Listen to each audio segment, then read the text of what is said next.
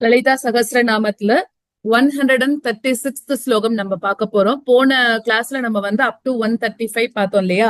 இப்போ 135, அதாவது தீக்ஷிதா அப்படின்னு இருக்கு. தீக்ஷிதா தைத்திய சமனி சர்வலோக வசங்கரி சர்வார்த்த தாத்ரி சாவித்ரி சச்சிதானந்த ரூபிணி. சோ இங்க வந்து தீக்ஷிதா அப்படின்னா என்ன அர்த்தம்னா, நம்மளுக்கு வந்து ஞானத்தை வந்து நம்மளுக்கு வந்து சேரணும் அப்படிங்கிறதுக்காக ஞானத்தை அடையும்படி செய்பவள் அப்படின்னு அர்த்தம். அதாவது இப்ப நம்ம பாக்குறோம் இல்லையா, அதாவது நம்ம கிட்ட நிறைய ஐஸ்வர்யம் இருக்கு. அந்த ஐஸ்வர்யத்துக்கு அடுத்தது வர்றது வந்து ஞானம்னு சொல்றோம். அந்த ஞானத்தை கொடுக்கக்கூடியவள் அப்படின்னு சொல்லக்கூடிய திருநாமம் தான் தீக்ஷிதா. இன்னொன்னு பார்த்தோம்னா, குருவாக நம்மளுக்கு இருந்துட்டு அந்த ஞானத்தை நம்மளுக்கு கொடுக்கறா அப்படிங்கிற மாதிரி பொருள். இப்ப தீக்ஷிதர் அப்படின்னு சொன்னோம் அப்படின்னா என்ன அர்த்தம்னா, ஞானவான் அப்படின்னு சொல்றோம். அதாவது தீட்சை கொடுக்கிறார். நம்ம யார்கிட்ட இருந்தோ தீட்சை வாங்கிக்கிறோம் அப்படின்னு நினைச்சுக்கோங்களேன். தீட்சைனா என்னன்னா, ஒரு குரு இருக்கார். அந்த குரு என்ன பண்ணுவார், நம்மளுக்கு அவரோட ஞானத்தை சிஷ்யனுக்கு அப்படியே கொடுக்கிறாரு இல்லையா? சோ அதுதான் தீட்சை வழங்குறது அப்படின்னு பேரு. இங்க நம்மளுக்கு யாரு தீக்ஷிதா அப்படின்னா என்ன அர்த்தம்? தீக்ஷிதாவா இருக்கக்கூடிய அந்த அம்பிகையானவள் என்ன பண்றா, நம்மளுக்கு அந்த ஞானத்தை அப்படியே கொடுக்கறா. அதாவது தன்னோட பக்தர்களுக்கு என்ன பண்றான்னா, ஞானத்தை வந்து உபதேசம் பண்றா. அதனால அவளுக்கு பேர் வந்து தீக்ஷிதா அப்படின்னு பேரு. அடுத்தது வந்து சர்வலோக தீக்ஷிதா தைத்திய சமணி. ஆமா, தைத்திய சமணி அப்படின்னா தைத்தியர்களை வந்து சமணம் பண்ணக்கூடியவள் அப்படின்னு அர்த்தம். அதாவது திதி அதிதி அப்படின்னு சொல்லிட்டு காஷ்யப முனிவருக்கு வந்து 2 மனைவி இருந்தாலாம். அப்போ அதுல அதிதிக்கு பிறந்தவா எல்லாருமே வந்து தேவர்களா பிறந்தா. திதிக்கு பிறந்தவா எல்லாருமே வந்து அசுரர்களா ஆயிட்டா. சோ திதியோட புதல்வர்கள் எல்லாருமே தைத்தியர்கள் அப்படின்னு சொல்லப்பட்டா, அந்த தைத்தியர்களை, அந்த அசுரர்களை அழிக்க வல்லவள் யாருன்னா லலிதாம்பிகை. சோ அதனால அவளுக்கு பேரு தைத்திய சமணி, தைத்தியர்களை அழிக்கக்கூடியவள் அப்படின்னு பேரு. அடுத்தது சர்வலோக வசங்கரி அப்படின்னா, இந்த உலகம் எல்லாத்தையுமே என்ன பண்றான்னா தன்னோட வசப்படுத்தின்னு வச்சுட்டு இருக்கக்கூடியவள் அப்படின்னு அர்த்தம். அத்தனை உலகங்களையும் தன்கிட்ட வசப்படுத்தின்னு வச்சுட்டு இருக்கக்கூடியவள். அதாவது இச்சா சக்தி வடிவா இருக்கக்கூடிய அந்த தேவி இந்த உலகங்கள் எல்லாத்தையும் என்ன பண்றா, தன்னோட விருப்பப்படி நடத்தக்கூடிய சக்தியோட இருக்கக்கூடியவள். அவ படைச்ச உலகம் தான் இது. அது யார் படி நடக்கிறது? அவளோட இச்சைப்படிதான் நடக்கிறது. அதனால இவளுக்கு பேரு சர்வலோக வசங்கரி அப்படின்னு அர்த்தம். அதாவது நம்ம இப்ப நார்மலா அம்பாலோட அந்த பேரை நம்ம கேக்குறோம் அப்படின்னாலே, அவளோட திருமேனிய தரிசனம் பண்றோம் அப்படின்னாலே எல்லா அகம்பாவமும் நம்மளை விட்டு போயிடுறதாம். அவளோட கால்லயே விழுந்துடுறாளாம். அதனாலதான் அவளுக்கு பேரு சர்வலோக வசங்கரி. எல்லாரையும் வசியம் பண்ணி தன்னோட காலடியில வச்சுக்க கூடியவள். அது சர்வலோக வசங்கரி. சர்வார்த்த தாத்ரி அப்படின்னாக்க தன்னோட பக்தர்களுக்கு எல்லாத்தையும் சர்வ அர்த்தத்தையும், அர்த்தம்னா இந்த இடத்துல வந்து என்னதுன்னாக்க சகல புருஷார்த்தங்களையும் அப்படின்னு அர்த்தம். சகல புருஷார்த்தங்களையும் தன்னோட பக்தர்களுக்கு கொடுக்கக்கூடியவள். தர்மம் அர்த்தம் காமம் மோட்சம்னு இருக்கு இல்லையா, அது எல்லாத்தையுமே தன்னோட பக்தர்களுக்கு கொடுக்கக்கூடியவள் அப்படின்னு அர்த்தம். எல்லாத்தையும் நம்ம கேட்கறது எல்லாத்தையும் கொடுக்கக்கூடியவள். அடுத்ததாக சாவித்ரி. சாவித்ரி அப்படின்னா என்ன அர்த்தம்னா, சவித்ர அப்படின்ற வார்த்தையில இருந்து வந்திருக்கு. சவித்ர அப்படிங்கும் போது உற்பத்தி செய்யக்கூடியவள் அப்படின்னு அர்த்தம். அதாவது இந்த உலகத்தை படைக்கக்கூடிய சாவித்ரி வடிவானவள்னு அர்த்தம். இந்த ஜெகத்தை உண்டு பண்ணக்கூடியவர் இல்லையா, அவருக்கு பேரு சவிதா அப்படின்னு, பரமசிவனுக்கு பேரு சவிதா அப்படின்னு பேரு. சோ இப்ப சாவித்ரின்னா என்ன, அவரோட வைஃபா இருக்கிறதுனால இவளுக்கு பேரு சாவித்ரி அப்படின்னு பேரு. இன்னொன்னு சொல்லுவா, இப்ப இந்த உலகம் வந்து தோன்றது வந்து சூரியனால, அதாவது சூரியனோட பிரகாசத்தினாலதான் இந்த உலகமே எல்லாருக்கும் தெரிய வருது இல்லையா. அதனால சூரியனுக்கும் சவிதா அப்படின்னு சாவித்ரி அப்படின்னு ஒரு பேர் இருக்கு அப்படின்னு சொல்றா. சோ அதனால சாவித்ரினா நம்ம கரெக்டா புரிஞ்சுக்க வேண்டியது என்னன்னா, இந்த ஜெகத்தை உண்டு பண்ணக்கூடிய பேரு சிவனுக்கு பேரு சவிதா, அவரோட வைஃபா இருக்கிறதுனால இவருக்கு பேரு சாவித்ரி அப்படின்னு பேரு அப்படின்னு சொல்றான். அடுத்ததாக சச்சிதானந்த ரூபிணி. சச்சிதானந்த ரூபிணி அப்படின்னா சத்து சித்து ஆனந்த ரூபிணி. சத்தையும் சித்தையும் சேர்த்து வைக்கக்கூடியது யாரு? அம்பாள் தான் இல்லையா. சோ அந்த ரெண்டுத்துக்கும் இணைப்பு பாலமாக அவதான் இருக்கா. இங்க இருக்கக்கூடிய சித்த அங்க இருக்கக்கூடிய சத்தோட கொண்டு போய் சேர்க்கிற போது கிடைக்கிறது நம்மளுக்கு என்ன கிடைக்கிறது? சச்சிதானந்தம். சத்து சித்து ஆனந்தம் எல்லாம் சேர்ந்து கிடைக்கிறது இல்லையா.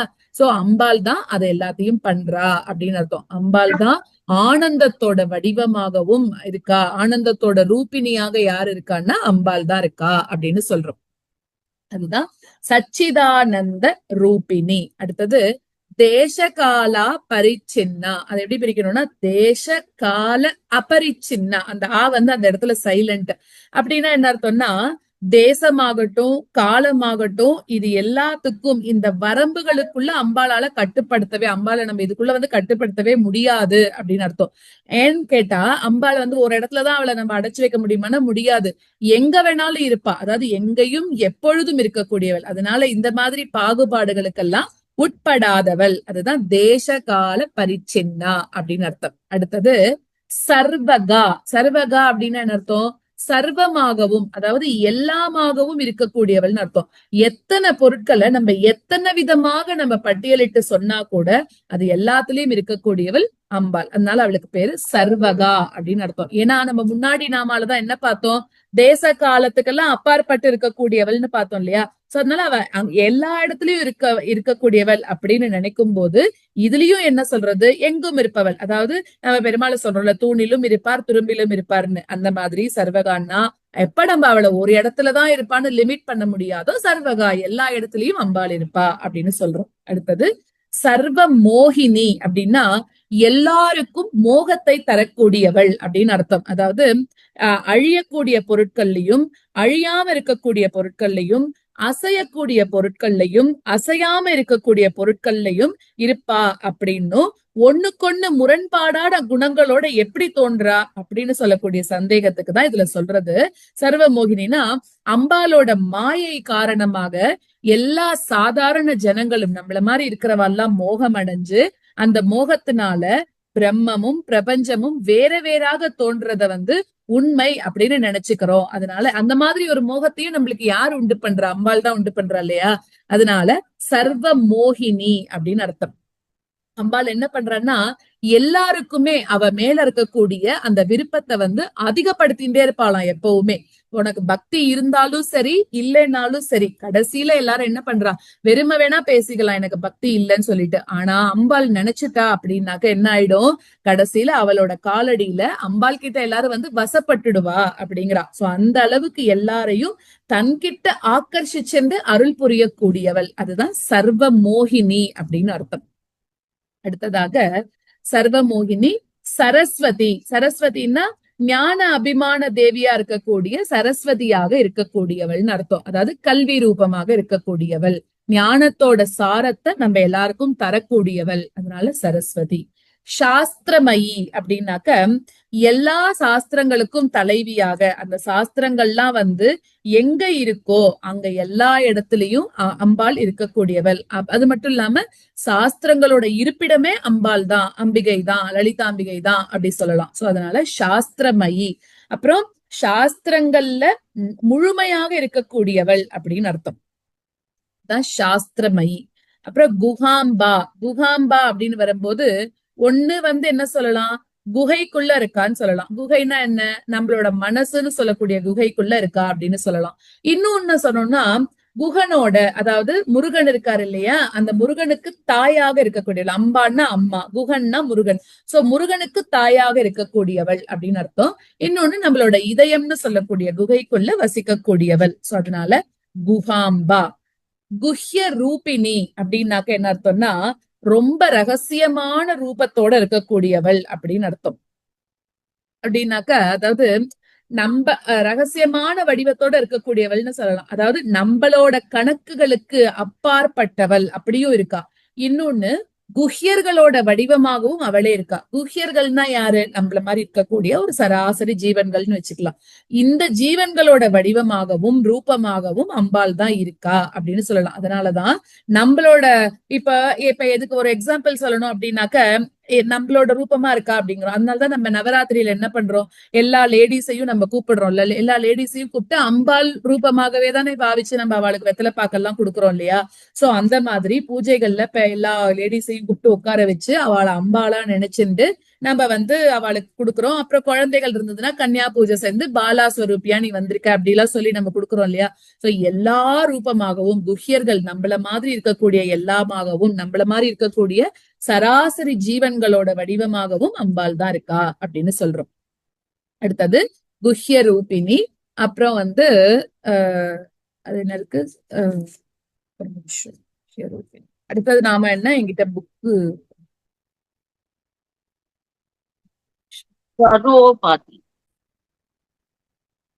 அடுத்தது சர்வோபாதி வினிர்முக்தா அப்படின்னாக்க எல்லா விதமான உபாதிகள்ல இருந்து விடுபட்டவள். சர்வ உபாதி, எல்லா விதமான உபாதிகள்ல இருந்தும். உபாதி அப்படின்னாக்க தேசம், காலம், வஸ்து இது எல்லாமே சொல்றான் இல்லையா.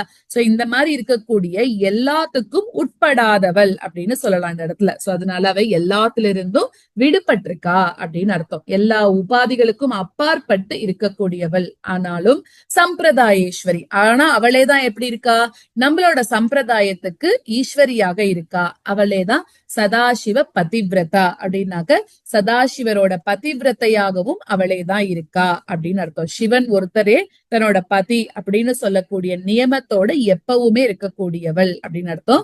சம்பிரதாயேஸ்வரினா நம்மளோட சம்பிரதாயத்தோட தலைவியாக இருக்கா அப்படின்னு அர்த்தம். அதாவது சிஷ்யர்களுக்கெல்லாம் வந்து இது கொடுக்கறா இல்லையா, அதாவது எல்லாமே சொல்லி கொடுக்கறது வந்து அப்படி குரு பரம்பரையா வர்றது ஒரு சம்பிரதாயம்னு சொல்றோம். இப்போ இந்த ஸ்ரீவித்யா உபாசன கிரமம் எடுத்துனோம்னா இந்த குரு சிஷ்ய பரம்பரையில உபதேசம் மூலமாக அப்படியே வந்துட்டே இருக்கான். சோ சத்குருவோட உபதேசம் மூலமாக இந்த கிரமத்தையும், அதிலிருந்து பெறக்கூடிய அந்த பிரம்ம ஞானம் அதுவும், அப்புறம் வெறும் புஸ்தகங்களை படிச்சு மட்டுமே இந்த ஞானம் கிடைக்காது அப்படிங்கிற மாதிரி சொல்லப்படுறது. சோ இந்த சத் சம்பிரதாயத்து மூலமாக அறியப்படக்கூடியவள் அப்படிங்கிறதுதான் சம்பிரதாயேஸ்வரி அப்படின்னு சொல்றோம். சோ சம்பிரதாயேஸ்வரி சர்வோபாதி வினிர்முக்தா அப்படிங்கறத பார்த்தோம் இல்லையா.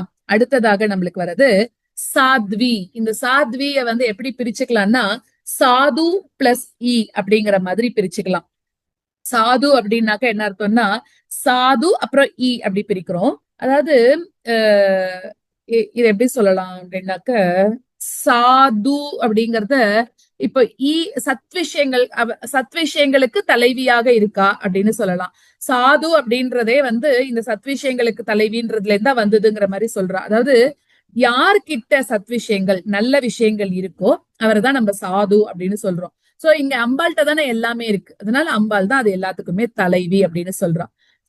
அப்படிங்கிறது வந்து என்னதுன்னா 4வது எழுத்து, அதாவது அக்ஷர முகமாக தான் அம்பாள் இருக்கா அப்படிங்கறதையும் நம்ம லலிதா சகஸ்ரநாமத்துல முன்னாடியே பார்த்தோம். அப்போ 51 அக்ஷரங்கள்லயும் அதோட ரூபமாகவும் யார் இருக்கான்னா அம்பாள் தான் இருக்கா. அதனாலதான் அம்பாளோட பீட்டத்துக்கே பேர் என்னன்னா அக்ஷர பீடம் அப்படின்னே பேரு. சோ ஒரு அக்ஷரத்தையும் தன்னோட பீடமாக வச்சுட்டு இருக்காளாம். அவ கொலு இருக்கக்கூடிய 51 அக்ஷரங்களுக்கும் சேர்த்து ஒரு பீடம் இருக்கு அப்படின்னு சொல்றா. சோ அடுத்ததாக அந்த அக்ஷரங்கள்லயே இப்படி அக்ஷர ரூபமா இருக்கான்னு பார்த்தோம் இல்லையா, அந்த அக்ஷரத்திலேயே பாத்தீங்கன்னா அப்படின்னு சொல்லக்கூடிய ஒரே ஒரு லெட்டர் இருக்கு இல்லையா, அதுக்கு தனி சிறப்பு இருக்கு அப்படின்னு சொல்றா. ஏன்னா விஷ்ணுவை நம்ம அகாரஸ்ய விஷ்ணு அப்படின்னு சொல்லுவோம். இங்க விஷ்ணுவோட சகோதரியா இருக்கக்கூடிய அம்பாளுக்கு இருக்கக்கூடிய அக்ஷரம் எதுன்னா அப்படின்னு சொல்லக்கூடிய 4வது அக்ஷரம். ஆ இ சொல்றோம் இல்லையா அது. சோ இது ரெண்டுமே வந்து ஸ்திதின்னு சொல்லக்கூடிய காக்கும் தொழிலுக்கு இருக்கக்கூடிய அக்ஷரங்கள். அதனாலதான் அம்பிகைக்கு அப்படின்னு ஒரு திருநாமமும் இருக்கு. சோ அது ரெண்டுத்தையும் சேர்த்து நம்ம படிக்கும் போது சாத்வி அப்படின்னு படிக்கிறோம். சாதுக்களுக்கு தலைவி அப்படிங்கிற மாதிரியும், அதே மாதிரி அம்பிகைக்கு அப்படின்னு ஒரு திருநாமம், அப்படிங்கிற ஒரு லெட்டர்னால குறிக்கப்படக்கூடியவள் அப்படின்னு அர்த்தம். அடுத்ததாக குரு மண்டல ரூபிணி, அதாவது குருவாக அப்புறம் பலவிதமான ஆச்சாரியர்களோட ரூபமாகவும் ஆச்சாரிய மண்டலத்தோட ரூபமாகவும் இருக்கக்கூடியவள் அப்படின்னு அர்த்தம். அடுத்தது குலோத்தீர்ணா. குலோத்தீர்ணா அப்படின்னு வரும்போது இந்திரியங்களுக்கெல்லாம் அப்பாற்பட்டவள் அப்படின்னு அர்த்தம். இதுல வந்து நம்ம நிறைய இந்த குலம்னு பார்த்தாலே நிறைய வரும். குலேஸ்வரி, குலாமிருதை கரசிகா, குல சங்கேத பாலினி, குலாங்கனா அப்படின்லாம். சோ இந்த இடத்துல பார்த்தோம்னா குலப்பதத்தை தன்னோட இடமாக கொண்டவள்னு அர்த்தம். அதாவது கௌலேஸ்வரியாக இருக்கக்கூடியவள்னு அர்த்தம். குலபதம் அப்படின்றதுனா என்னன்னாக்க அந்த குண்டலினிய வந்து மெல்ல மெல்ல மெல்ல மெல்ல மேல உயர்த்திண்டு போய் அடையக்கூடிய உயர்பதம். சோ குலம் அப்படிங்கிறது குண்டலினியோட ஒரு ஆற்றல் அப்படின்னு சொல்றா. அந்த ஆற்றலோட பாதை தான் குலபதம் அப்படின்னு சொல்றா. என்ன பண்ணுறது அது, அப்படியே அந்த ஆதார சக்கரங்களை துளைச்சுண்டு இந்த குலபதமானது மேல போறதாம். அந்த குலமாக ஆற்றலாக இருக்கக்கூடியவள். அப்படின்னா அந்த குல பதத்தையே தன்னோட ஆற்றலாக இருப்பிடமாக வச்சிருக்கக்கூடியவள் அப்படின்னு அர்த்தம். அதாவது கௌலாச்சார முறையில பார்த்தோம் அப்படின்னாக்க அம்பாளுக்கு அண்டமெல்லாம் தன்னோட இருப்பிடமாக தான் வச்சிருக்கா இல்லையா? இப்போ அந்த அண்டம் அப்படிங்கிறது தான் அவளோட குலம்னு சொல்லப்படுறது. குலம் அப்படின்னா ஒரு பெரிய ஒரு தொகுப்பு அப்படிங்கிற மாதிரி சொல்லலாம். அந்த இப்ப நம்மளே சொல்றோம் இல்லையா, அந்த குலத்தை சேர்ந்தவா இந்த குலத்தை சேர்ந்தவா அப்படின்னு சொல்றோம் இல்லையா? அந்த மாதிரி அண்ட தொகுதிய தன்னோட இருப்பிடமாக கொண்டவள் அதான் குலோத்தீர்ணா. இன்னொன்னு குலம் அப்படின்னா வழி வழியா வருது அப்படின்னு சொல்றோம் இல்லையா? இந்த குண்டலினி ஆற்றலானது எப்படி வருதுன்னா மூலாதாரத்துல இருந்து அதை எழுப்பிட்டு போறம்போது ஒண்ணுக்கு பின் இன்னொன்னாக வழி வழியாக வந்துட்டு இருக்கு. இந்த வழி வழியாக வரக்கூடிய முறையவே தன்னோட இருப்பிடமாக கொண்டவள். அதனால அவளுக்கு பேரு குலோத்தீர்ணா அப்படின்னு சொல்லக்கூடியது. குலம் அப்படிங்கிறது இந்திரியங்களோட தொகுப்புன்னு சொல்றது. சோ அதுபடி இந்திரியங்களால அறியப்பட முடியாதவள். குல பிளஸ் உத்தீர்ணா அப்படியே அதை மேல கொண்டு வர்றது அப்படிங்கிறதுதான் குலோத்தீர்ணா அப்படின்னு அர்த்தம். அடுத்தது பகாராத்யா அப்படின்னாக்க சூரிய மண்டலத்துல ஆராதிக்கப்படக்கூடியவள், சூரிய மண்டலத்துல வழிபடத்தக்கவள். பகம் அப்படிங்கறதே சூரிய மண்டலத்தை குறிக்கிறது. சோ அதனால சூரிய மண்டலத்துல ஆராதிக்கப்படக்கூடியவள்னு அர்த்தம். இப்ப நம்ம ஒரு சூரிய மண்டலம்னு சொன்னோம்னா நமக்கு தெரிஞ்சது ஒரே ஒரு சூரிய மண்டலம் தான். அதுக்குள்ளேயே அம்பாலோட சக்தி அடங்கிடுறதா அப்படின்னா அப்படி நினைச்சுக்க முடியாது. இந்த அண்ட பகிரண்டங்களை எல்லாத்தையுமே தன்னோட இருப்பிடமாக கொண்டவள் லலிதாம்பிகை. சோ அது எல்லாத்துலயும் அம்பாள் எப்படி இருக்கான்னா உரை பொருளாக எங்கெங்கெல்லாம் நீங்க பாக்குறீங்களோ அங்கங்கெல்லாம் அம்பாள் தான் இருக்கா. சர்வம் சக்தி மயம் சொல்றோம் இல்லையா? சோ அந்த மாதிரி எல்லா இடத்துலயும் அம்பாள் தான் உறைஞ்சி இருக்காளாம். சோ அந்த அண்ட பகிரண்டங்களால ஆராதிக்கப்படக்கூடியவள். அதுதான் பகாராத்யா. அடுத்ததாக மாயா. மாயான்னா மாயையாக இருக்கக்கூடியவள்னு அர்த்தம். அதாவது தெளிவாக தெரியக்கூடியத மறைக்கிறது மாயா சக்தி அப்படின்னு. அதாவது இருக்கிறத இல்லாததாக மறைக்கிறது, இல்லாதத இருக்கிறதாக காமிக்கிறது. இது ரெண்டுமே எப்படின்னாக்க மாயையோட ஒரு காரியங்களாதான் இருக்கு அப்படின்னு சொல்றான். அதாவது மகாமாயா, சர்வமோகினி, மாயா இது எல்லாமே கிட்டத்தட்ட ஒரே பொருள் தான். மாயையை கொடுக்கக்கூடியவள், மோகத்தை கொடுக்கக்கூடியவள், இதேதான். ஓகேவா? அடுத்தது மதுமதி அப்படின்னாக்க மதுவாக தேன் ஸ்வரூபமாக இருக்கக்கூடியவள் அம்பாள்னு அர்த்தம். இதுலதான் நம்ம அம்பாளுக்கு தேன்னா ரொம்ப பிடிக்குமா. அதனால எப்பயாவது நம்ம ஆத்துல அம்பாள் பூஜை பண்ணா கூட எது வச்சாலும் வைக்கலைன்னாலும் கண்டிப்பா தேனை நிவேதனத்துக்கு வைக்கணும் அப்படின்னு சொல்றா. சோ அதனால இப்ப வரைக்கும் தெரியலன்னா இனிமே நம்ம வைக்கலாம். அந்த தேன்னா அம்பாளுக்கு அவ்வளவு பிடிக்கும்.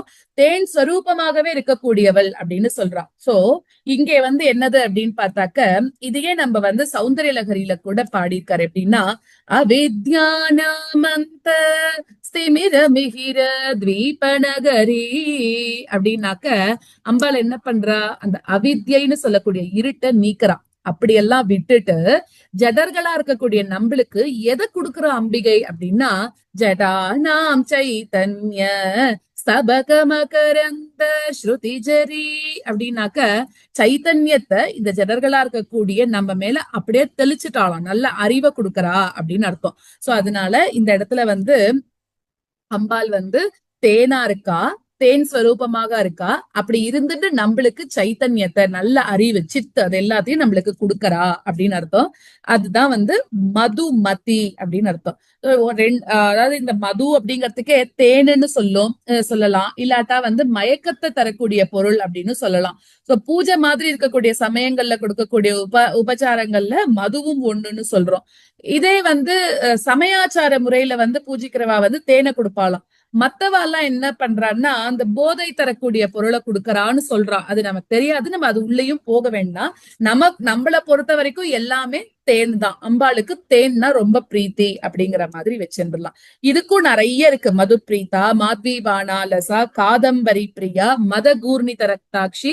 ஏற்கனவே நம்ம பார்த்தோமே மத கூர்ணித ரக்தாட்சின்னா ஒரு விதமான மதம், அதனால சாப்பிட்டதுனால ரக்தாட்சிக்கு சிவந்த கண்களோட இருக்கா அப்படின்லாம் ஏற்கனவே நம்ம பார்த்தோம் இல்லையா? அடுத்தது என்ன இருக்கு, மதுமதி. அதுக்கப்புறம் மகி அப்படின்னு வரும்போது மகி அப்படின்னா என்ன அர்த்தம்னாக்க பூமி ரூபமாக இருக்கக்கூடியவள் அப்படின்னு அர்த்தம்.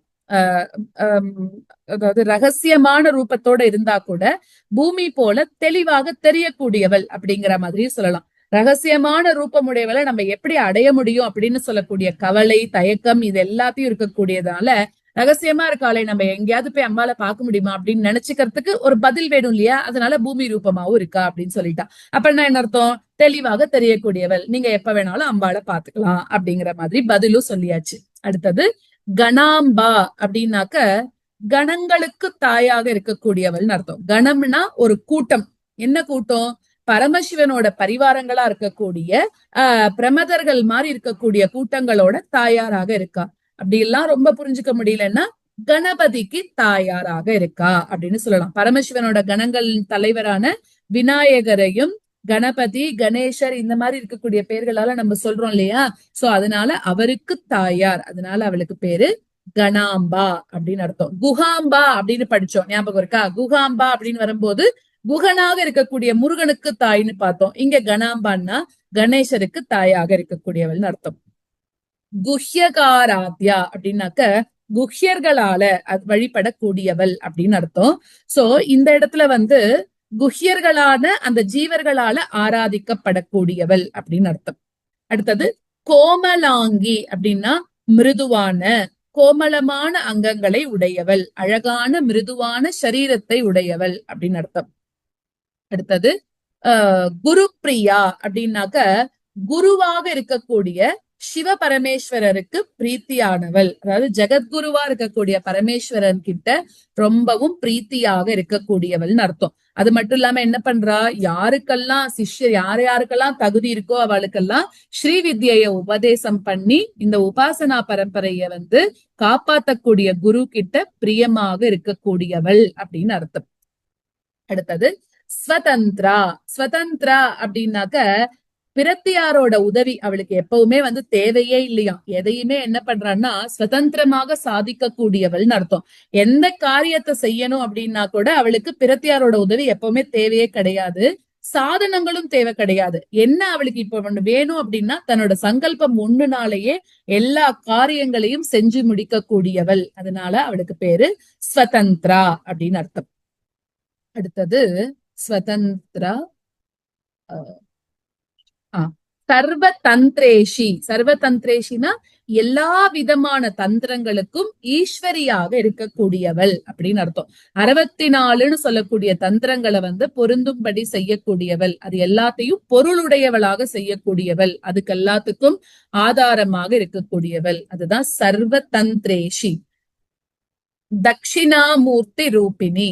தட்சிணாமூர்த்தியோட ரூபமாக இருக்கக்கூடியவள்னு அர்த்தம். பிரம்மா விஷ்ணு இவாளுக்கு உபதேசிக்க கூடிய சிவனோட ரூபம் தட்சிணாமூர்த்தின்னு சொல்லப்படுறது இல்லையா? சோ தட்சிணாமூர்த்தி எப்பவுமே தெற்கு முகமாக தான் உட்கார்ந்துட்டு இருப்பார். அப்படிங்கறதுனால தட்சிணா அப்படின்னாக்க நம்மளுக்கு வந்து சவுத். சோ அதனால தெற்கு முகமாக இருக்கிறதுனால அவருக்கு பேர் வந்து தட்சிணாமூர்த்தி அப்படின்னு சொல்றோம் இந்த இடத்துல. அதாவது சிவனும் தேவியுமே 3 விதமாக வந்து தோன்றுறாளாம். எப்படின்னாக்க ஒண்ணு வந்து 2 பேரும் தனித்தனி உருவங்களாக இருக்கிறது, இன்னொன்னு 2 பேரும் சேர்ந்த அர்த்தநாரி ஸ்வரூபமாக இருக்கிறது, இன்னொன்னு வந்து ஒருத்தர்ல மத்தவ அடங்கி இருக்கக்கூடிய வடிவம். அதாவது காமாட்சியோட வடிவுல சிவன் அடங்கி இருக்காருன்னு சொல்றான் இல்லையா? அதே மாதிரி தட்சிணாமூர்த்தி வடிவுல அம்பாள் அடங்கி இருக்கா அப்படிங்கிறது. சோ இந்த மாதிரி ஆஹ் எல்லாத்துலயும் அந்த சிவனும் சக்தியும் சேர்ந்திருக்கா அப்படிங்கிற மாதிரி. சோ அதேதான் அடுத்தது இன்னும் கொஞ்சம் கண்டினியூ ஆகுது. சனகாதி சமாராத்யா அப்படின்னா என்ன அர்த்தம்? சனகர் மாதிரி இருக்கக்கூடியவரால, சனகர், சனந்தர், சனாதனர், சனத்குமாரர் இவாளதான் நம்ம சனகாதி முனிவர்கள் அப்படின்னு சொல்லுவோம் இல்லையா? இவாளால, அதாவது இந்த 4 பேரும் தட்சிணாமூர்த்தி ரூபத்தோட இருக்கக்கூடிய தேவிய தனக்குள்ள அடக்கின்ற சிவன் கிட்ட உபதேசம் வாங்கிண்டவா. அதனால ஆலமரத்தடியில வந்து ஒரு இளைஞர் குருவாக உட்கார்ந்துட்டு உபதேசம் பண்றான். ஆனா சிஷ்யர்களோ ரொம்ப வயசானவாளாம். சோ இந்த மாதிரி குரு என்ன பண்றார், பேசாம மௌனமாகவே உபதேசம் பண்றாளாம். சிஷ்யர்களுக்கான சந்தேகம் ஒண்ணுமே வரவே இல்லை. சோ அதனால தட்சிணாமூர்த்தி கிட்ட உபதேசம் வாங்கிண்டவா யாருன்னா சனகாதி சமாராத்யா, சனகாதி முனிவர்கள் வாங்கிண்டா. அப்படி இருக்கக்கூடிய அந்த சனகாதி முனிவர்களால ஆராதிக்கப்படக்கூடியவள் அப்படின்னு அர்த்தம். அதாவது சனகாதி முனிவர்கள் வந்து எங்க இருக்கா அப்படின்னு பார்த்தாக்க அந்த தட்சிணாமூர்த்தியோட காலடியிலேயே அவ வந்து இருந்துட்டே இருக்காளாம். தட்சிணாமூர்த்தி ரூபிணியாகவே யார் இருக்கா? அம்பாள் தான் இருக்கா அப்படின்னு சொல்றா. அந்த தட்சிணாமூர்த்தியோட பாதங்களுக்கு பக்கத்துல உட்கார்ந்துட்டு இருக்கக்கூடிய சனகாதி முனிவர்களால ஆராதிக்கப்படக்கூடியவள் அப்படின்னு அர்த்தம். அம்பாளை வந்து எப்படியெல்லாம் வழிபடணும் அப்படின்னு சனகாதி முனிவர்கள் ஏற்படுத்தின சம்ஹிதை வந்து சனத் சம்ஹிதை அப்படின்னு ஒண்ணு இருக்காம். சோ அந்த ஸ்ரீவித்யா முறையில வந்து இந்த வழிபாட்டு முறை வந்து ரொம்ப குறிப்பிடத்தக்கதாக இருக்கு அப்படின்னு சொல்றா.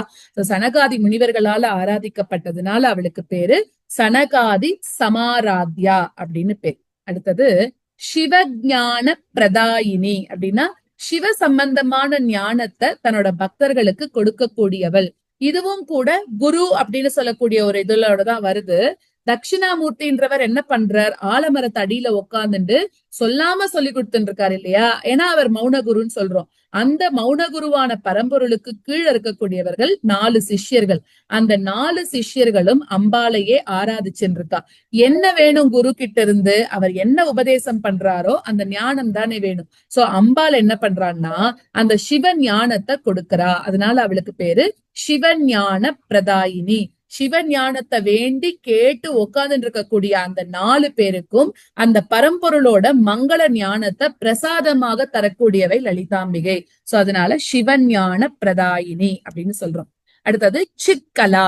சித்து அப்படின்னு சொல்லக்கூடிய கலையோட இருக்கக்கூடியவள். சித்துன்னா ஞானம், கலைனா அதுல ஒரு பாகம். சோ அந்த மாதிரி சித்கலா, சித்கலா ரூபமாக சித்துன்னு சொல்லக்கூடிய கலையோட இருக்கக்கூடியவள். அப்படி இருக்கிறவ என்ன பண்றா, ஆனந்த கலிகா. அதனால ஆனந்தத்தோட அம்சமாகவே அம்பாள் தான் இருக்கா. பரமானந்தத்தோட அம்சமாக ஜீவானந்தம் இருக்கான். சோ ஆனந்த கலிப்போட மொட்டாக அம்பாள் இருக்கா. அதனால ஆனந்த கலிகா. அடுத்தது பிரேம ரூபா. பிரேமம்னாலே தெரியும் இல்லையா, அன்பு. சோ அந்த அன்போட வடிவாகவே இருக்கக்கூடியவாள். பக்தர்கள் எல்லாம் செலுத்தக்கூடிய அந்த பிரேமையின் ரூபமாக, அன்பு ரூபமாகவே யாரு இருக்கான்னா லலிதாம்பாள் தான் இருக்காளாம். அடுத்தது பிரியங்கரி அப்படின்னா அந்த பிரியத்தை வந்து செய்யக்கூடியவள். என்ன பக்தர்களுக்கு என்ன பிரியமோ அதை கண்டிப்பா அம்பாள் செஞ்சு கொடுத்துருவாளாம்.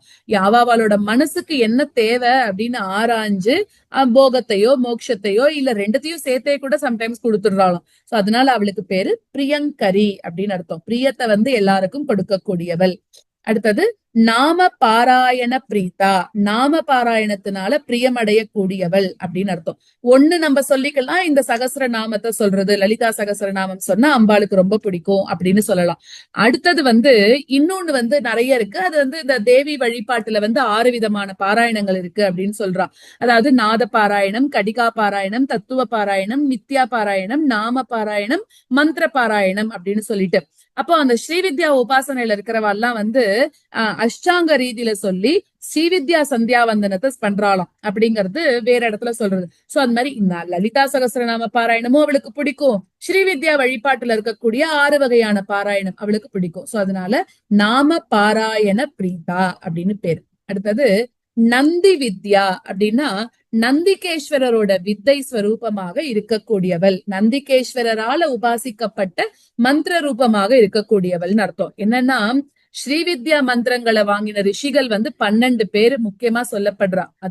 அதுல வந்து மனு, சந்திரன், குபேரன், லோபாமுத்ரா, மன்மதன், அகஸ்தியர், அக்னி, சூரியன், இந்திரன், ஸ்கந்தன், சிவன், குரோதபட்டாரகர் அப்படின்னு சொல்றா. இவாளை தவிர கூட பிரம்மா, விஷ்ணு, நந்தி, யமன் இவாளுக்கு கூட மந்திரங்களோட ரிஷிகள் அப்படின்னு சொல்லப்படுறா.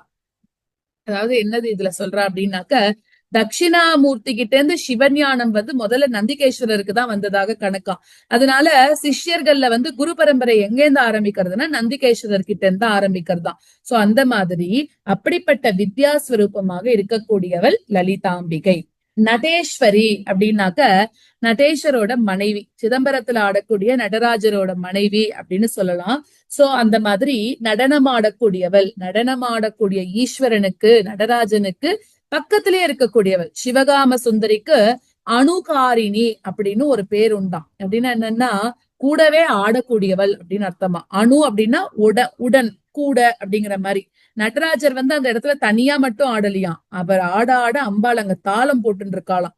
அம்பாள் தாளம் போட்டாதான் நடராஜரால சரியாவே ஆட முடியுமா. சோ அவர் வந்து லயத்துல கட்டுப்பட்டு ஆடுறதுக்காக அம்பாள் எப்படியெல்லாம் தாளம் போட்டா அப்படிங்கறத கூட சில இலக்கியங்கள்லாம் சொல்றதுன்னு சொல்றா. அதுல வந்து எப்படி எந்த மாதிரி எல்லாம் தாளம் போட்டான்னா, பாணி அப்படின்னு சொல்லக்கூடிய ஒரு வகை தாளம், தூக்கு அப்படின்னு சொல்லக்கூடிய ஒரு வகை தாளம். சோ இந்த மாதிரி எல்லாம் வந்து அம்பாள் தாளம் போட போட நடராஜர் வந்து ஆடினாராம். அதனால நடேசரோட மனைவி, அதனால அவளுக்கு பேரு நடேஸ்வரி அப்படின்னு அர்த்தம். அடுத்ததாக ஆஹ் மித்யா ஜெகததிஷ்டானா அப்படின்னாக்க இந்த நித்தியமாக இருக்கக்கூடிய ஜெகத்தை தன்னோட அதிஷ்டானமாக கொண்டவள் அப்படின்னு அர்த்தம். அடுத்தது பொய்யான ஜெகத்தோட உண்மையான வஸ்துவாக இருக்கக்கூடியவள், இந்த ஜெகத்தானது தோன்றத்துக்கு காரணமாக இருக்கக்கூடியவள். அதுதான் மித்யா ஜெகததிஷ்டானா. மித்யானாலே பொய், இந்த உலகமே பொய் அப்படின்னு சொல்றோம் இல்லையா? சோ அந்த மாதிரி இந்த பொய்யான உலகத்துல கூட உண்மையான வஸ்துவாக இருக்கக்கூடியவள், அதுதான். அடுத்தது முக்திதா அப்படின்னா, தானாலே எதை கொடுக்கறா? நம்மளுக்கு எல்லாருக்கும் முக்திய கொடுக்கக்கூடியவள், தன்னோட பக்தர்களுக்கு முக்திய கொடுக்கறா அப்படின்னு அர்த்தம். அடுத்தது முக்தி ரூபினி அப்படின்னா முக்தி ஸ்வரூபமாகவே இருக்கக்கூடியவள் அப்படின்னு அர்த்தம். ஆஹ் நம்ம எல்லாருக்கும் முக்திய கொடுக்கக்கூடியவள், அவளே அந்த ஸ்வரூபமா இருந்துட்டு நம்மளுக்கு முக்திய கொடுக்கறாளாம். அடுத்தது லாஸ்ய பிரியா அப்படின்னா நாட்டியத்துல ரொம்ப பிரியமாக இருக்கக்கூடியவள். நம்ம ஏற்கனவே சொன்னோம் இல்லையா, அம்பாள் வந்து நடனம் ஆடுறா, அந்த அம்பாளோட நடனத்துக்கு பேரு வந்து லாஸ்யம் அப்படின்னு பேரு. சிவனுக்கு தாண்டவம், அம்பாளுக்கு லாஸ்யம் அப்படின்னு பேரு. சோ இந்த இடத்துல வந்து ஆஹ் தட் தட் அப்படின்னு சொல்லக்கூடிய தட்டக்கூடிய ஒலியோட ஆடுறதுனால அதுக்கு பேரு தாண்டவம் அப்படின்னு பேரு ஏற்பட்டதாம். சிவனோட தாண்டவம் எப்படி பயங்கரமா இருக்கும் இல்லையா, தட தட தடன்னு இருக்கும், அதனால அதுக்கு பேரு தாண்டவம்னு பேரு. அடுத்தது லாஸ்யம் அப்படின்னா அம்பாள் எப்படி ஆடுவா? மென்மையான அசைவுகளோட ஆடுவாளாம். சோ அந்த லாஸ்யத்து மேல பிரீத்தி கொண்டவளாக அம்பாள் இருக்கா, அதனால அவளுக்கு பேரு லாஸ்ய பிரியா அப்படின்னு அர்த்தம். இதுக்கு வந்து இன்னொரு மாதிரியும் அர்த்தம் எப்படி சொல்றா அப்படின்னாக்க, சாதாரண ஜீவர்கள் அவெல்லாம் எப்படி ரொம்ப மென்மையானவர்கள், அதனாலதான் ஜீவர்களுக்கு பேரு பசுக்கள் அப்படின்னு கூட சொல்றா இல்லையா? சோ இந்த ஜீவன்கள் வந்து பரம்பொருளோட நடனத்துக்குள்ள ஐக்கியப்படும் போது அவ ஆடக்கூடிய நடனத்தை, லாஸ்யத்தை பார்த்து பிரீத்தி அடையக்கூடியவள் லாஸ்ய பிரியா அப்படின்னு அர்த்தம். என்னன்னா இந்த ஜீவன்களை அந்த பரம்பொருளோட அந்த சிவனோட சேர்க்கறதுல அவ்வளோ பிரியமா அம்பாளுக்கு. சோ அதனால அவளுக்கு பேரு லாஸ்ய பிரியா. அடுத்தது லயகரி அப்படின்னாக்க இந்த லயத்தை வந்து உண்டு பண்ணக்கூடியவள் அப்படின்னு அர்த்தம். அதாவது இந்த மனச வந்து நிலை நிறுத்துறதுக்கு ஒரு விதத்துல லயம் அப்படின்னு ஒரு பேரு. இந்த மனச ஒரு இடத்துல நம்ம நிலை நிறுத்தினா அது வந்து தியானத்தை விட 10 மடங்கு அதிகம் அப்படின்னு சொல்றா. சோ அத வந்து நம்மளுக்கு, அதாவது தடையில்லாத இயக்கத்துல நகரக்கூடிய விஷயம் அப்படின்னு அர்த்தம். பேதம் இல்லாத தடையற்ற இயக்கத்துல நகரக்கூடிய விஷயம் லயக்கரி அப்படின்னு அர்த்தம். அதாவது பாக்குறது, கேட்கறது, நினைக்கிறது, இதுலயே மனசு ஒன்றி போய் வேற எதுலயுமே தெரியாம இருக்கக்கூடிய நிலை. நல்ல சங்கீதத்துல லயம் அடைஞ்சு ஒரு நம்ம ரொம்ப முக்கியமா நம்ம கிளாஸ்க்குள்ள அப்படியே மூழ்கி போயிட்டோம்னா என்ன ஆகும்? நம்ம பக்கத்துல என்ன நடக்கிறதுனே நமக்கு தெரியாது இல்லையா? சோ அந்த மாதிரி பரபிரம்மத்துக்கிட்ட மனசானது லயம் அடையறதாம். இது என்ன ஆயிடுறது? சில சமயங்கள்ல தான் ஏற்படுறது, ரொம்ப தற்காலிகமாக இருக்கு, ரொம்ப சில பேருக்கு தான் அது நிரந்தரமாகவே இருக்கு. இந்த மாதிரி இருக்கக்கூடிய லயம் அடையக்கூடிய நிலையை செய்யக்கூடியவள், அதுதான் லயக்கரி. அப்புறம் லஜ்ஜா அப்படின்னா, லஜ்ஜானாலே நாணம், வெட்கம். பெண்கள் அம்பாலும் பெண் தானே, அதனால என்னன்னா பெண்களுக்கே இருக்கக்கூடிய அந்த நாணத்தோட அந்த வெட்கத்தோட எப்பவுமே இருக்கக்கூடியவள் அப்படின்னு அர்த்தம். அதான் லஜ்ஜா. அப்புறம் ரம்பாதி வந்திதா அப்படின்னா ரம்பை, ஊர்வசி, அப்சரஸ் இந்த மாதிரி இருக்கக்கூடிய ஸ்திரீகள்லாம் இருக்கா இல்லையா, இவாளால வந்து வணங்கப்படக்கூடியவள் அப்படின்னு அர்த்தம். அடுத்தது பவதா பவதா வசுதா சிருஷ்டி, பவதாவ சுதா விருஷ்டி அப்படின்னாக்கா பவதாவ அப்படிங்கும் போது இதை ரெண்டா பிரிச்சுக்கலாம். பவதாவ சுதாவிருஷ்டி அப்படின்னு பிரிக்கணும். எப்படின்னா சுதாவிருஷ்டி அப்படின்னு சொன்னா என்னன்னா அமுத மழை. சுதான்னாலே அமுதம்னு அர்த்தம், சுதாவிருஷ்டினா அமுத மழைன்னு அர்த்தம். அம்பாள் என்ன பண்றா? அமுத மழைய வந்து பொழியறாளாம். எதுக்காக? பவதாவ, பவம்னா நம்மளோட இந்த பிறப்பு. எதுக்குன்னா நம்ம பிறப்பே எப்படி சொல்றோம்? ஒரு பெரிய காட்டுத்தீ அப்படின்னு தான் சொல்றோம். இந்த பிறவின்னு சொல்லக்கூடிய காட்டுத்தீ, அதாவது இந்த சம்சாரம்னு சொல்லக்கூடிய காட்டுத்தீ அப்படியே பத்தி எரிஞ்சுட்டு போயிட்டே இருக்குமா, அது நிக்கவே நிக்காது. ஏன் சொல்றோம்னா, ஏதாவது இந்த சம்சாரத்துல நம்ம உள்ளுக்குள்ள வந்துட்டோம்னா ஒன்னொன்னா ஒரு ஆசை நம்மளுக்கு வந்துட்டே இருக்கும். இது போனா அது, அது போனா இது. சோ அப்ப அது என்ன ஆயிடுறதுன்னா ஒரு காட்டு தீ மாதிரி ஆயிடுறது இல்லையா? சோ இப்ப அம்பாள் எப்படி இருக்கா அப்படின்னாக்க, அந்த பரவி அந்த காட்டுத்தீ எரியும் போது அமுத மழைய பொழிஞ்சு அந்த காட்டு தீய வந்து அணைக்கக்கூடியவள். சம்சாரம்னு சொல்லக்கூடிய காட்டு தீக்கு வருஷமாக அமிர்த வருஷமாக இருக்கக்கூடியவள் அப்படின்னு அர்த்தம். அதாவது பவதாவ பவரோகம் அப்படின்னு சொல்றாங்க. சம்சார பிணி வந்து பவம் அப்படிங்கறது எப்படி இருக்குன்னா ஒரு பெரிய நெருப்பாட்டமா பத்திண்டு எரியறது. ஒரு காட்டுல தீ பிடிச்சுன்றதுன்னா அணைக்கிறது ரொம்ப கஷ்டம் தானே. அதே மாதிரி அதுவா பிடிச்சுக்கும், அதுவா பத்திண்டு போயிட்டே இருக்கும் காட்டு தீங்கிறது. அதே மாதிரிதான் நம்மளோட சம்சாரமும். நம்ம எங்க ஆரம்பிக்கிறோம்னு தெரியாது, எங்க முடிக்கிறோம்னு தெரியாது. சம்சாரம்ங்கிறது ஒரு பெரிய கடல்னு சொல்றோம். அது ஒரு காட்டு தீ. அதை அணைக்கக்கூடிய, அது யாரால மட்டும்தான் அணைக்க முடியும்னா அம்பாளால மட்டும்தான் அணைக்க முடியும் அப்படின்னு சொல்றான். அதே சமயத்துல நம்ம செஞ்சுட்டு இருக்கக்கூடிய பாவங்கள் அப்படியே என்ன ஆயிருக்குன்னா காடு மாதிரி படர்ந்துட்டு போயிட்டே இருக்கான். அந்த காடை எப்படி வெட்டுறது? காட்டுல புதராக மண்டி கிடக்கக்கூடிய மரங்கள் எல்லாம் எப்படி அழிக்கிறதுன்னா அதுக்குதான் அம்பிகையே எப்படி வரான்னாக்க பாப்பாரண்ய குட்டாரிக்காவாக வராளாம். அதாவது பாப்பம்ங்கிறது ஆரண்யமா பண்ணிருக்கோம். நம்ம ஒரு சின்ன பாவம் எல்லாம் நம்ம பண்ணல. பாப்பாரண்ய பாப்பத்தை ஆரண்யம் ஒரு காடு மாட்டமா பண்ணி வச்சிருக்கோம் நம்ம. சோ அந்த மாதிரி பாவம்னு சொல்லக்கூடிய காடானது பெருசா வளர்ந்திருக்கான். அதை வெட்டுறதுக்கு குட்டாரிக்கா கோடாரியாக யார் இருக்கா? அம்பிகையோட அருள் சக்தி தான் இருக்கு அப்படின்னு சொல்றா. இப்ப காட்டுல தீ பிடிச்சா அம்பாள் மழையா வரா. அதே காட்டுல என்ன ஆகுறது? புதர்ல போய் நம்ம மாட்டின்ட்டோம் அப்படின்னாக்க தேவையில்லாததெல்லாம் நீக்கக்கூடிய கோடாரியாகவும் அம்பாள் தான் வரா. சோ அந்த மாதிரி புண்ணியத்தை வச்சிருந்து பாவத்தை நீக்கக்கூடிய கோடாரியாகவும் இருக்கக்கூடியவள் அம்பாள் தான் அப்படின்னு சொல்றா. இதையே நான் சில புக்ல வந்து பாப்பாரண்ய தவானலா அப்படின்னு கூட இருக்கும். பாவங்கள்னு சொல்லக்கூடிய காடுகளை பொசுக்கக்கூடிய காட்டு தீயாக. இதுல பாட்ட பேதம் இருக்கும். தவானலா இல்லாட்டி குட்டாரிக்கா எப்படி இருந்தாலும் அப்படி சொல்லிக்கலாம். அடுத்ததாக தௌர்பாகிய தூல வாதூலா அப்படின்னாக்க அம்பிகை தான் வந்து காத்தாகவும் இருக்கா இந்த இடத்துல. அதாவது எப்படி தண்ணியா வரா, அதே மாதிரி அதை வெட்டக்கூடிய ஆஹ் கோடாரியா வரா. இப்ப எப்படி வரான்னா காத்து ரூபத்திலயும் வராலாம். எந்த மாதிரி? சாதாரண காத்து கிடையாது, சுழல் காத்தா வரா. தௌர்பாகிய தூல வாதூலா அப்படின்னாக்க துக்கம் தீமைகள் துர்பாகியம் இதெல்லாம் என்ன பண்றது? நம்மள சுத்தி சுத்தி சுத்தி சுத்தி வந்துட்டே இருக்கான். அதாவது பல ஜென்மங்களா நம்ம பண்ண கர்மங்களோட பலனாக துக்கங்கள் அந்த துர்பாகியங்கள் வந்துட்டே இருக்கு இல்லையா? அது எப்படி இருக்கு? சேர்ந்துட்டே வருதோனோ. அப்ப சேர்ந்துட்டே வரும்போது பஞ்சு பொதி மாதிரி பெருசா ஆயிடுதான். அப்போ அதெல்லாம் வந்து சுழல் காத்து வந்து பஞ்ச சிதற அடிக்கிற மாதிரி அம்பாள் என்ன பண்றா? சிதற அடிச்சிடுறாளாம் வந்து நம்ம கிட்ட இருக்கக்கூடிய அந்த துர்பாகியங்கள் எல்லாத்தையும். சோ பஞ்சு மூட்டை வந்து பாக்குறதுக்கு ரொம்ப பெருசா இருந்தாலும் அதோட எடை வந்து குறைச்சிருக்கும் இல்லையா?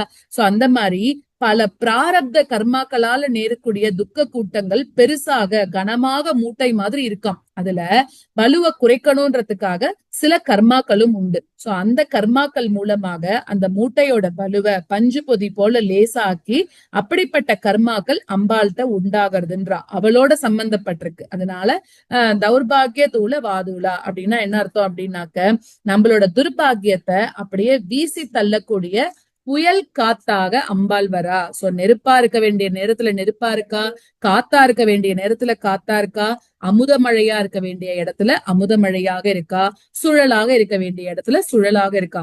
எப்படி பார்த்தாலும் எங்க போனாலும் அம்பாள் தான் நம்மளுக்கு கதி அப்படிங்கறத நம்ம இதுல புரிஞ்சுக்கிறோம் இல்லையா? சோ அதனால நமக்கு ஒண்ணுன்னா முன்னாடி ஓடி வந்து பண்ணக்கூடியவள் அம்பாள் அப்படிங்கிறா. ஜராத்வாந்த ரவிப்பிரபா, ஜராத்வாந்தர விப்ரபா அப்படின்னு பிரிச்சுக்கணும். அதாவது ஜரைனா மூப்பு, வயோதிகம் சொல்றோம் இல்லையா? மூப்பு அப்படின்னு சொல்றோம். அப்போ ஒரு ஓல்டேஜ் வந்துருச்சுன்னா நமக்கு என்ன வரும்? பயம் வந்துடும் இல்லையா? ஐயோ நம்மளுக்கு என்ன ஆக போறதோ அப்படின்னு சொல்றோம் இல்லையா? சோ அந்த மாதிரி அந்த கருமையான ஒரு இருட்டாயிடும். அப்படியே பயம் வந்துருச்சுன்னா இருட்டாயிடும். அந்த இருட்டுன்னு சொல்லக்கூடிய மூப்ப சூரிய கிரணங்களா இருக்கக்கூடிய தன்னோட அருள்னால போக்கடிக்க கூடியவள் அம்பாள் அப்படின்னு அர்த்தம். முதுமைன்னு சொல்லக்கூடிய இருட்ட போக்கக்கூடிய சூரிய ஒளியாக இருக்கக்கூடியவள். குழந்தை பருவம், சின்ன வயசு, இளைஞர், வயோதிகர் அப்படின்னு சொல்லக்கூடிய நிலைகள்லாம் சரீரத்துக்கு தான், ஆத்மாவுக்கு கிடையாது. சோ சரீரமே நான் அப்படின்னு சொல்லக்கூடிய எண்ணம் இருக்கும் வரைக்கும் முதுமையை நெருங்கும் போது நம்மளுக்கு மரணம் பக்கத்துல வந்துடுது, எப்ப வேணாலும் வரலாம் அப்படின்னு சொல்லக்கூடிய பயம் இருக்கு இல்லையா? ஆத்மாவானது அழிவற்றது, மாறுதலற்றது. ஆனா அதுக்கு இளமை முதுமை அப்படின்ற நிலையெல்லாம் கிடையாது. இந்த நிலைகள்லாம் எதுக்கு மட்டும்தான்? சரீரத்துக்கு மட்டும்தான். எப்படி நம்ம ஒரு கிழிஞ்சு போன துணியை போட்டுட்டு புது துணி போட்டுக்கிற மாதிரி மரணம் நேர்ந்தது அப்படின்னாக்க நமக்கு இப்ப இருக்கக்கூடிய சரீரம் போயிட்டு வேற ஒரு சரீரம் வந்துரும் அப்படிங்கிற எண்ணம் தான் எல்லாருக்கும் இருக்கணும் அப்படின்னு சொல்றான். சோ அப்படிப்பட்ட பயம் வயசான காலத்துல வரும்போது அந்த பயத்தை நீக்கக்கூடியவளாக, அந்த இருட்டு, பயம்னா இருட்டு, அந்த இருட்டை நீக்கக்கூடியவளாக யார் இருக்கான்னா அம்பாள் தான் இருக்கா அப்படின்னு சொல்றோம். இந்த மாதிரி சம்சாரத்தை ஒழிச்சு, பாவங்களை நீக்கி, மூப்ப ஒழிச்சு, துர்பாகியத்தை எல்லாம் தூக்கி அடிச்சு எல்லாத்துக்கும் நம்மள காப்பாத்தக்கூடியவள் யாருன்னா அம்பாள் தான்.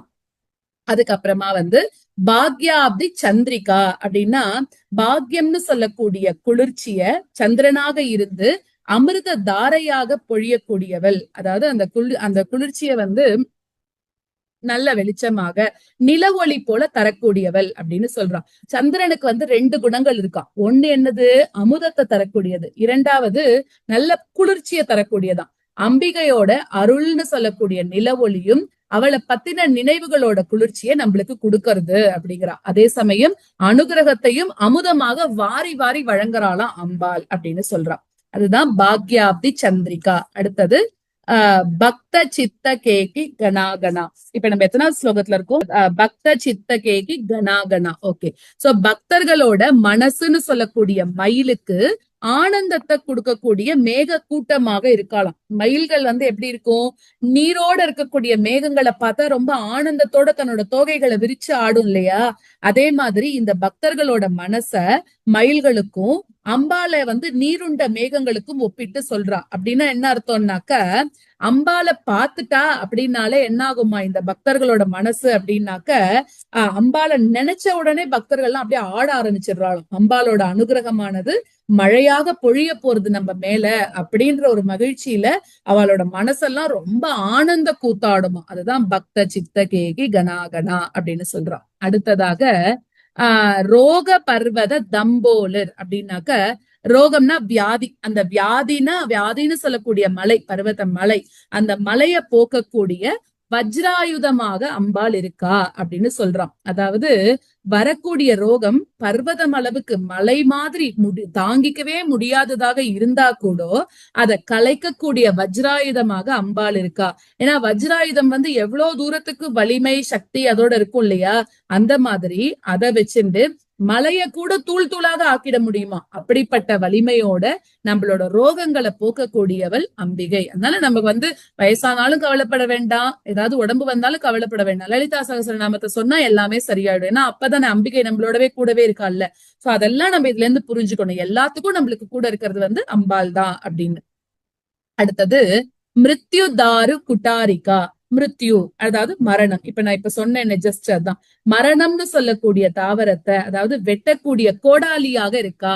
மரணம்னு சொல்லக்கூடிய மரத்தை வெட்டக்கூடிய கோடாலியாக அம்பாள் இருக்கா அப்படின்னு அர்த்தம்.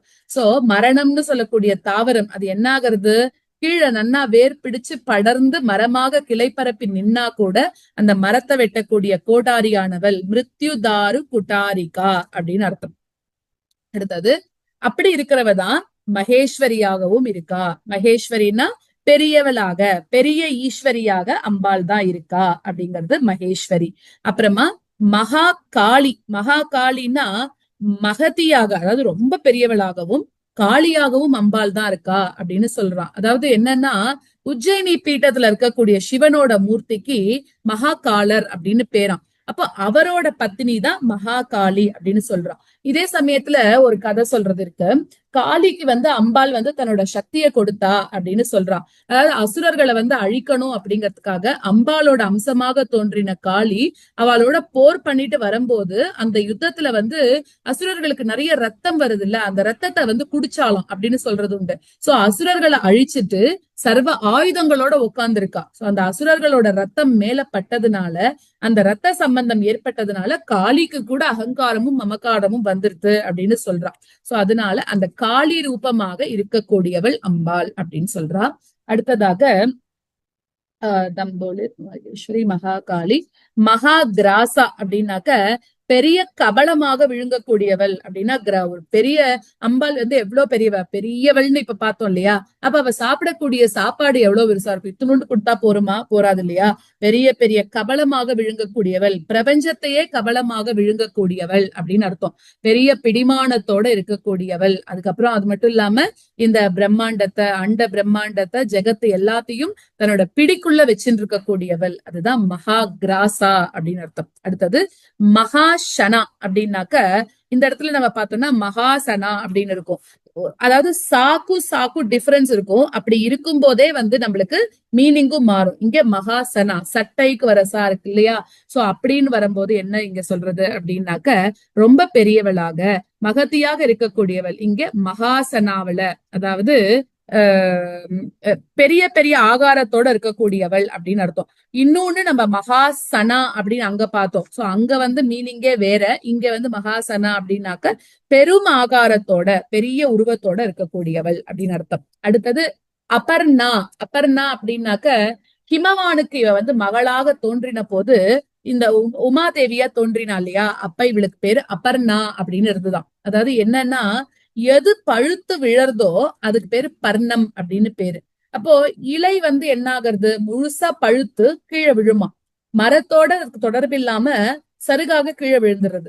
தவம் எல்லாம் பண்றாள்ல, அவ வந்து மரத்துல இருந்து பழுத்து விழக்கூடிய இலைகள் அதை மட்டுமே சாப்பிடுவா. பெரிய பெரிய தவம் பண்றவா முதல்ல கொஞ்ச நாளைக்கு பழம் சாப்பிடுவா, அப்புறம் கொஞ்ச நாளைக்கு இலை சாப்பிடுவா, அப்புறம் எதுவுமே சாப்பிடாம கூட தவம் இருப்பாளும். அந்த மாதிரி இங்க வந்து இலைகளை மட்டும் சாப்பிட்டு தவம் இருக்கா. இலைகளை வந்து கீழே விழக்கூடிய இலைகளை மட்டும் சாப்பிடுறா, பறிச்சு சாப்பிட மாட்டாளாம். அம்பிகையோ என்ன பண்றா, உமாதேவியாக அவதரிச்ச போது பழுத்த இலைகளை கூட சாப்பிட மாட்டா.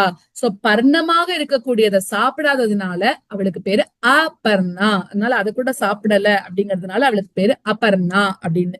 இன்னொன்னு என்னன்னா, கடன் இல்லாதவள் அப்படின்னு கூட சொல்லலாம். அபர்ணான்னா கடன் இல்லாதவள். இவ வந்து பக்தர்களுக்கு கடன் பற்றுக்கல, அவ விரும்புறதுக்கு அதிகமாகவே கொடுக்கக்கூடியவள். அதனால இவளுக்கு பேரு அபர்ணா.